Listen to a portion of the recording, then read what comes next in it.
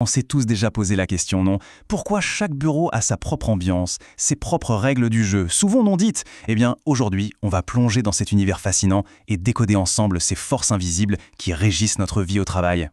C'est une expérience quasi universelle, cette sensation. On pousse la porte d'un nouveau bureau pour la première fois et instantanément, on sent quelque chose. Une sorte de personnalité, une vibe particulière. C'est précisément cette question qui va nous guider. D'où viennent ces fameuses règles non écrites? Alors, pour comprendre d'où viennent ces règles, il faut commencer par regarder la situation dans son ensemble, prendre un peu de recul.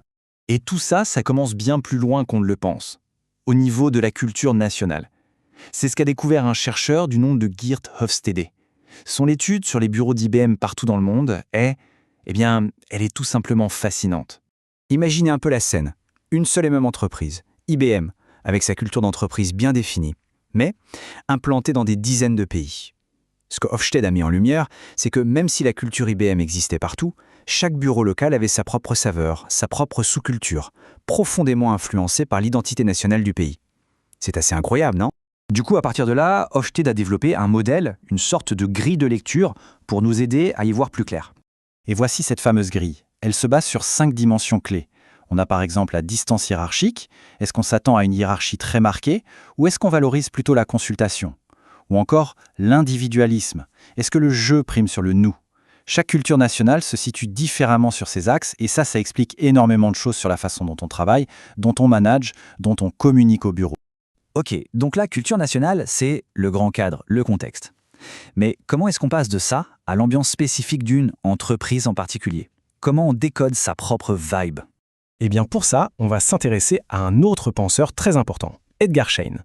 Lui, il nous a donné les outils pour faire une sorte de radio de l'ADN culturel d'une boîte. Son idée, c'est que la culture, c'est un processus d'apprentissage collectif qui se construit sur la durée.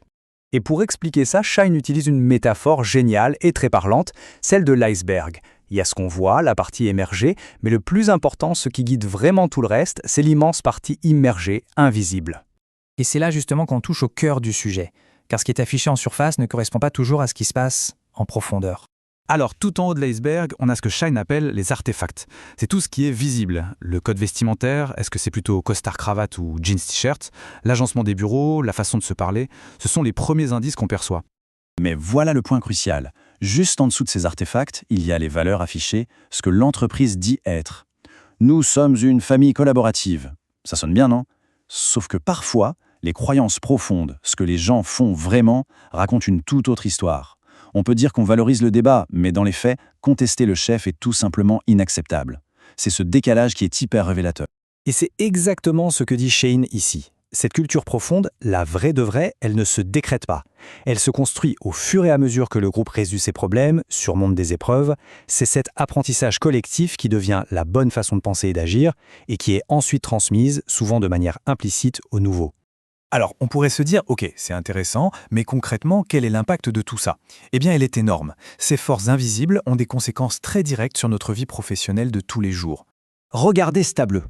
D'un côté, une culture très contrôlante, bureaucratique. Résultat, moins d'autonomie, on punit les erreurs et on met les gens en compétition. De l'autre, une culture plus ouverte. Là, on a plus d'autonomie, on a le droit de tester des choses, de se tromper pour apprendre et on encourage la collaboration. Ça change radicalement l'expérience de travail. Finalement, tout ceci nous donne des clés de lecture.